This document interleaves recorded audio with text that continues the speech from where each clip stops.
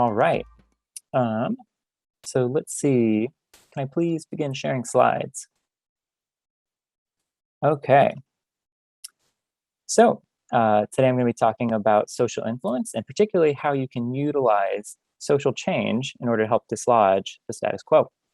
So as you might have heard already in some of the programming, people conform to social norms. In particular, when we look around and we see everybody behaving the same way, we think, oh, perhaps this is a competent behavior to do. Maybe it's important. Maybe it's enjoyable. Maybe it's socially approved. Essentially, we go, it must be the social norm for some reason. And this leads us to engage in a process of self-persuasion as we give this behavior benefit of the doubt along a variety of dimensions. And that leads us to be more likely to conform to norms. So in this way, social norms regularly shape our beliefs about what is true, good, and socially reputable. And practitioners have utilized this practice by highlighting the fact that many people do behaviors that we want people to conform to. This has been used in a variety of sustainability domains, such as encouraging home energy audits, encouraging people to better sort waste, to reduce home energy and water use, to take more sustainable forms of transportation, and to change voting behavior and encourage greater voting rates. But there is a major hurdle in using social norms. In many cases, the sustainable actions we'd like people to take are not the norm presently. So this might be true in the context of water runoff, where farmers maybe use more pesticides or fertilizers that we don't want. Single plastics are, of course, in great use in society and end up in our waterways. And there might not be sufficient infrastructure for handling human waste.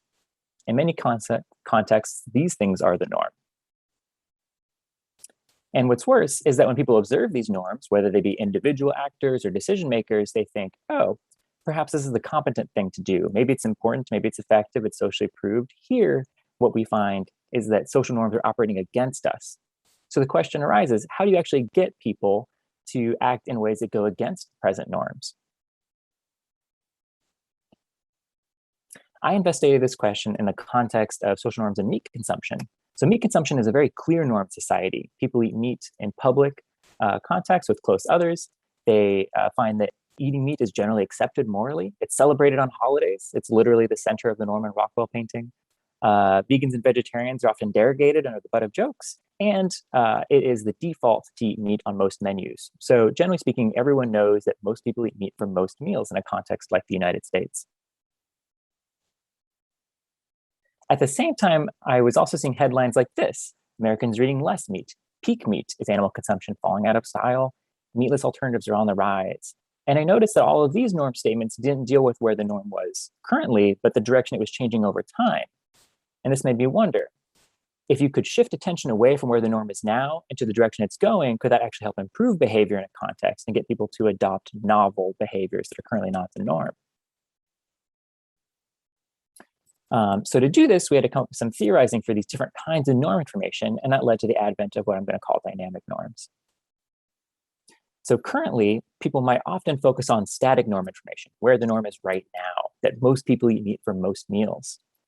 But you could instead shift their attention to dynamic norm information about where the norm is going over time.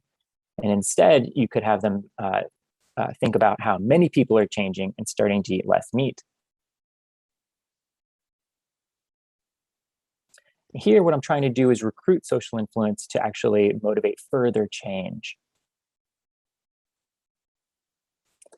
Okay, and in one study, here's how we try to demonstrate this idea and see how effective it was. We went to a cafe, and as people were in line, they completed a survey.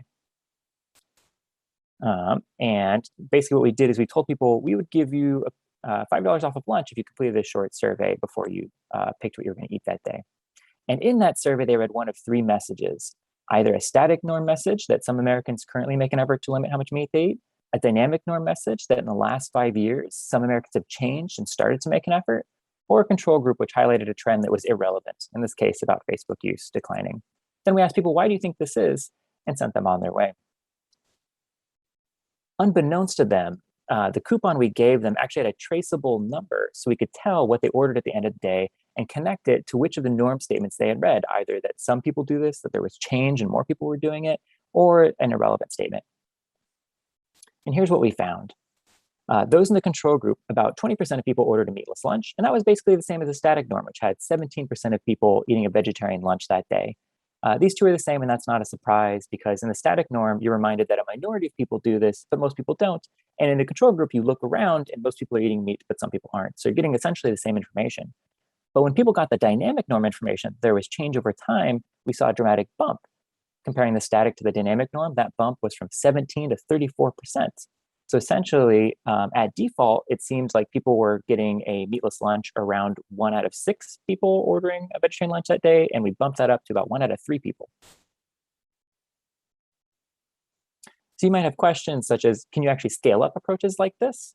And the answer seems to be yes. We've actually collaborated with restaurants and we weave in dynamic norm statements into the menu, telling people that other customers are shifting their behavior towards more plant-based dishes. And we've seen some effects from doing so. Another question is, do you get longitudinal effects? How long does this stuff last? Well, in one study, we kind of explicated these dynamic norms in lengthier narratives in the form of op-eds. And we were seeing effects up as far as at least 5 months out, which was the duration of the study. And of course, do you see similar effects in other domains, or is there something special here about meat consumption and dynamic norms? And we do, in fact, see that there is a variety of dynamic norm effects across contexts, such as water conservation, getting people to use fewer disposable products, and changing policy attitudes. Another related question is, great, so when something's not the norm right now, you can encourage more people to do it by focusing on change. What if something already is the norm? Are dynamic norms still helpful there? Essentially, is a growing majority more influential than a static one? So we set up a study to assess this. We looked at water usage on the Stanford campus, specifically by how many loads of laundry people were doing. So on the Stanford campus, laundry usage is free. That means that if you do 1 load of laundry, it costs the same as if you do 7. So if you take the same load of laundry and just divide it into lights, darks, towels, gyms, delicates, etc., you'll use 6 times more water, but it doesn't cost you anything. And so they wanted to encourage students to use full loads of laundry. So we found 3 buildings that were identical in their layout, each had their own laundry facility, and we assigned them to a different intervention, either a static norm intervention, a dynamic norm intervention, or a control.